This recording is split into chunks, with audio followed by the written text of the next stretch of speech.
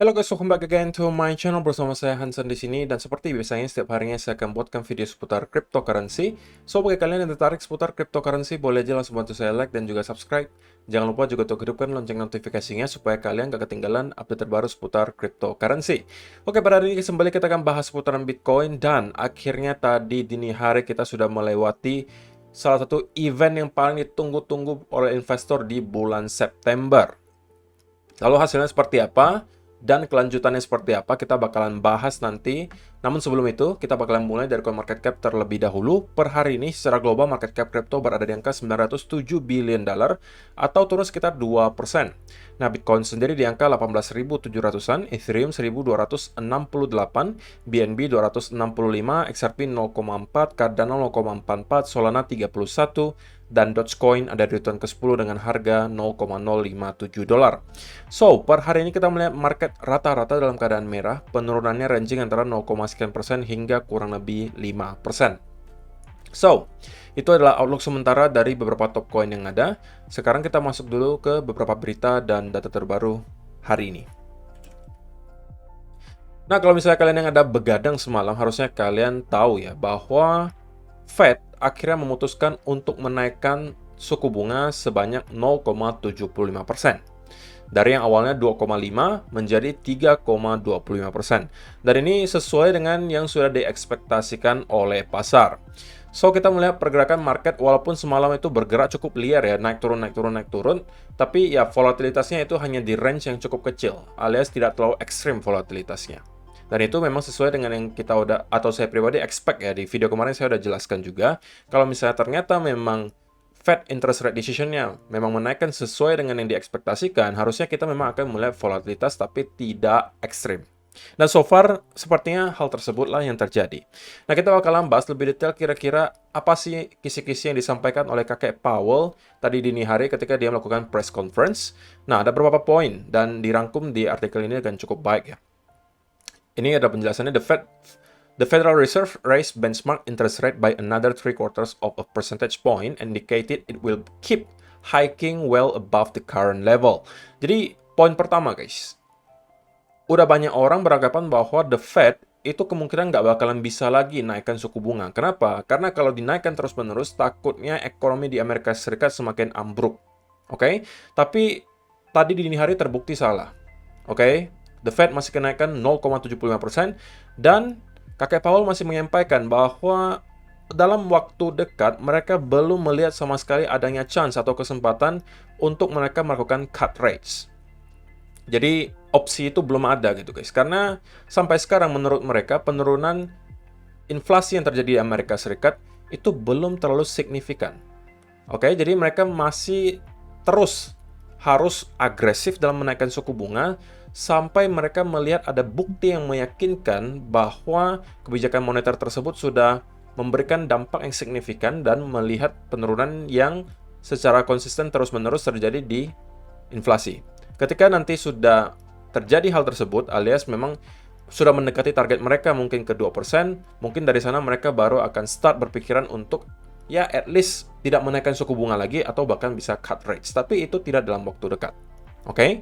Kemudian juga kalau misalnya kalian lihat di sini, projections from the meeting indicated that the Fed expects to raise rates by at least 1.25 percentage points in its two remaining meetings this year. Jadi untuk sekarang sampai akhir tahun nanti masih akan ada dua Fed interest rate decision, dan keduanya masih diekspektasikan the Fed masih akan menaikkan suku bunga. Totalnya mungkin sampai 1,25%.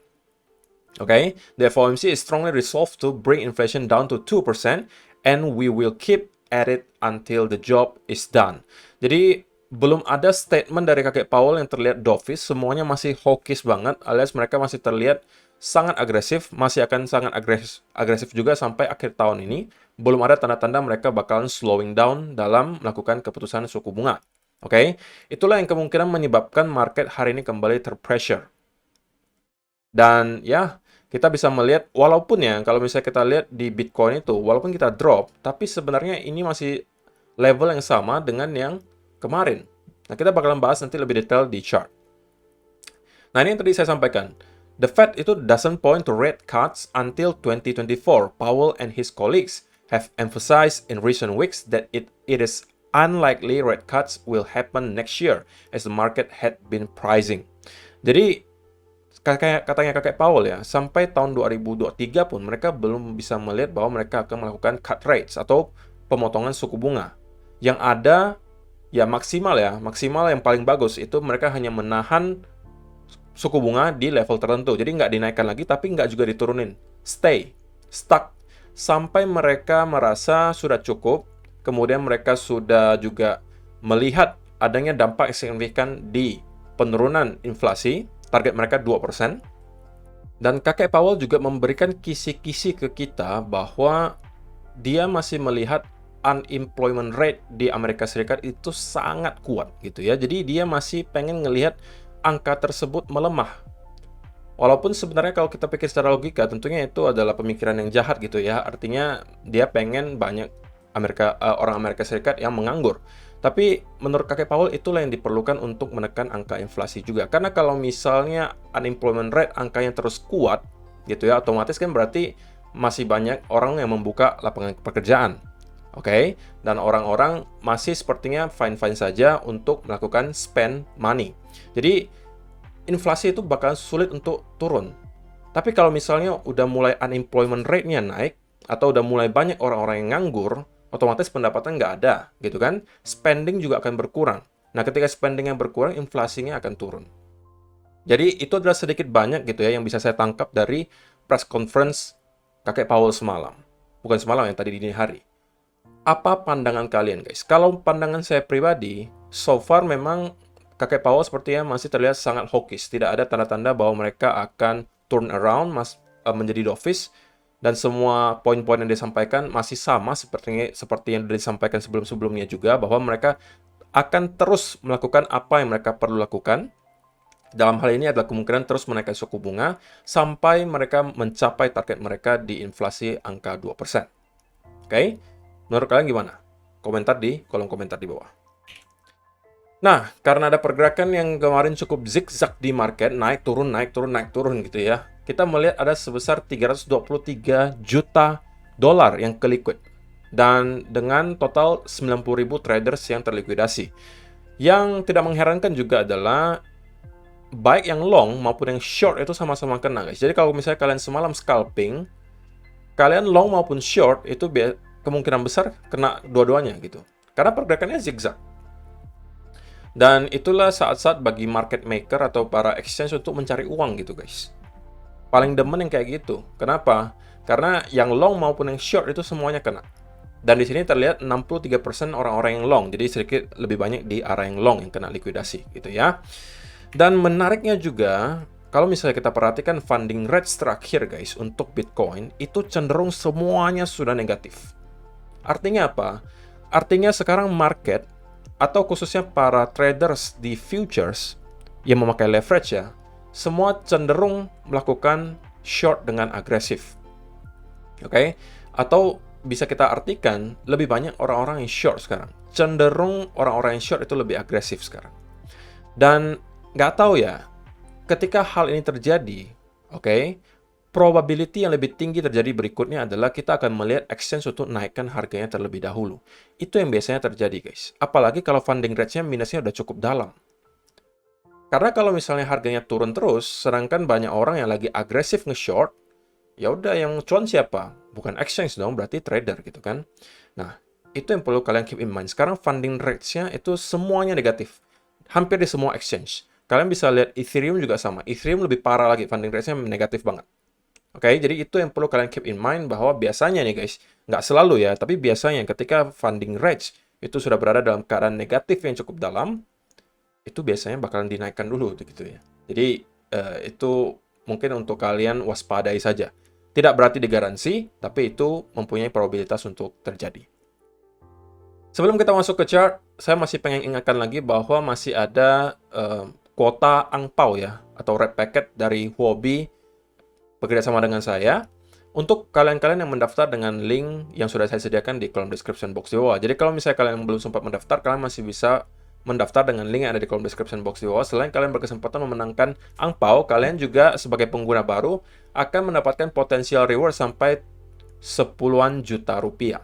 Ditambah lagi ada 90.000 token SIBA yang bisa kalian menangkan. Caranya semua gampang banget, kalian bisa ikuti dan kalian bisa dapatkan berbagai reward di sini.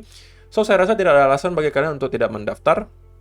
Terlebih lagi ada Huobi, salah satu exchange terbesar di dunia dengan fitur yang tentunya sudah sangat lengkap. So, kalau misalnya kalian tertarik, klik link yang ada di kolom description box di bawah untuk mendaftar. So, sekarang kita masuk ke chartnya Bitcoin, guys. Dan saya pengen mulai dari daily chart terlebih dahulu. Mungkin saya mulai dari berita buruknya dulu ya, guys. Berita buruknya adalah untuk pertama kalinya kita melihat daily chart itu closing di bawah area yang saya highlight di sini. Oke, tetapi sialnya, guys, hal ini terjadi ketika hari FOMC. Artinya memang ada sebuah event besar yang biasanya menciptakan anomali di market. Oke, maka yang pengen saya sampaikan, dan ini adalah opini saya pribadi ya guys, kalau misalnya memang bears atau para sellers mau membuat lower low baru, mereka harus lakukan dengan cepat. Kalau tidak, menurut pandangan saya, chance-nya cukup tinggi bahwa kita bisa mendapatkan rebound dari sini. Tapi ini opini saya pribadi ya guys. Jadi kalau misalnya dalam 1-2 hari ke depan kita tidak bisa melihat sellers menekan harga ke bawah, saya bisa bilang probability-nya lebih tinggi bahwa kita akan mendapatkan rebound dari sini. Karena pergerakan atau price action yang saya lihat di sini, guys, itu mengingatkan saya dengan yang terjadi di pertengahan tahun 2021 kemarin, kalau kalian masih ingat ya. Secara price action, kalau kalian perhatikan ini juga mirip, guys. Kita mendapatkan sebuah sell-off yang luar biasa besar. Oke, kemudian kita membuat satu buah fake out, kemudian kita retest, dan up. Sama, kita juga ada sell-off. Oke, kemudian kita ada membuat sebuah fake out, kemudian kita retest kali, retest 2 kali. Nah, apakah kita akan kembali mengulangi hal yang sama dengan terjadi di sini? Who knows, gitu ya guys ya. Tapi kalau misalnya kita pengen mengulang hal yang terjadi seperti ini, bulls juga harus menunjukkan ke kita buktinya bahwa mereka juga masih ada di area sini. Oke? Artinya saya mau melihat candle hijau yang cukup panjang mungkin membentuk bullish engulfing di sini. Kalau dalam 1-2 hari ke depan kita melihat hal tersebut terjadi seperti yang terjadi di sini, maka menurut saya pribadi chance-nya cukup besar bahwa at least kita akan kembali gitu ya, minimal lah ya, ngeretest ke sekitaran 20.900-an, dan kalau ini mampu ditembus, oke, ini bisa jadi berarti kita akan kembali ngeretest ke sekitaran area 24 ribuan. Oke, jadi untuk sementara itu yang saya bisa lihat terjadi, guys. Jadi kalau misalnya para sellers mau membuat lower low baru, mereka harus cepat. Sekali lagi, guys, kita pikir secara logika saja. Sekarang, siapa yang masih sangat bullish? Kalian bisa lihat dimanapun, baik di Twitter, di Instagram, di YouTube, hampir semuanya sudah cenderung bearish. Oke, hampir semuanya sudah bearish. Yang kedua, funding rates kita melihat tadi sudah cenderung sangat negatif. Alias cenderung semuanya udah agresif dalam posisi short. Nah, kalau logika saya berpikir gitu ya, apakah exchange akan membiarkan harganya terus drop ketika hal tersebut terjadi? Mereka juga tahu pastinya udah banyak banget orang numpuk untuk mengantri ya, membeli di bawah harga ini, guys. Di 12.000, 13.000 itu pasti udah numpuk, orang ada limit order di sana. Dan saya tidak bilang nggak mungkin kita ke sana ya. Probability-nya juga pasti ada, kita bisa drop lagi ke sana kalau misalnya area low di sini tidak mampu menahan. Oke?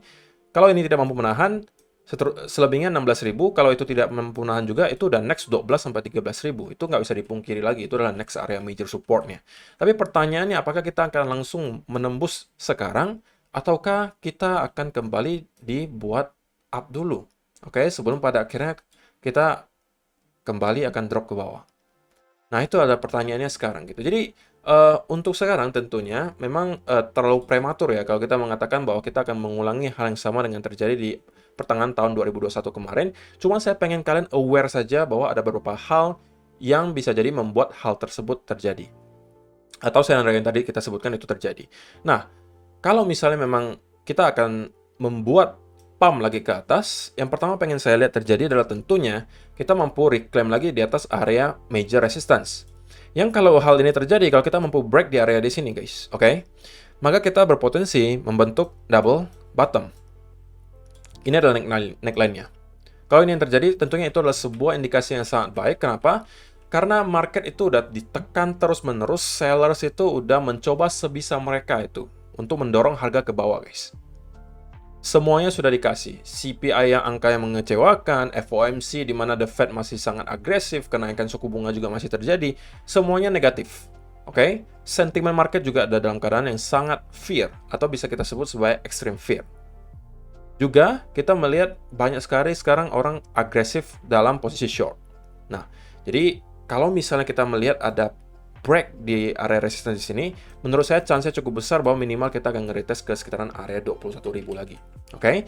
Tapi kalau misalnya market memang ternyata mau drop lebih jauh, maka yang mau saya lihat terjadi di Bitcoin adalah kita membuat lower low baru, kemudian kita membuat semacam bearish continuation pattern. Nah, kalau ini yang terjadi, maka chance-nya lebih tinggi adalah bahwa kita akan mendapatkan lower low yang baru. Karena kalau ini yang terjadi, berarti tadi saya sampaikan ya, kalau bears mau gitu ya, bearsnya mau mendorong ke lower low baru, mereka harus lakukan secepatnya.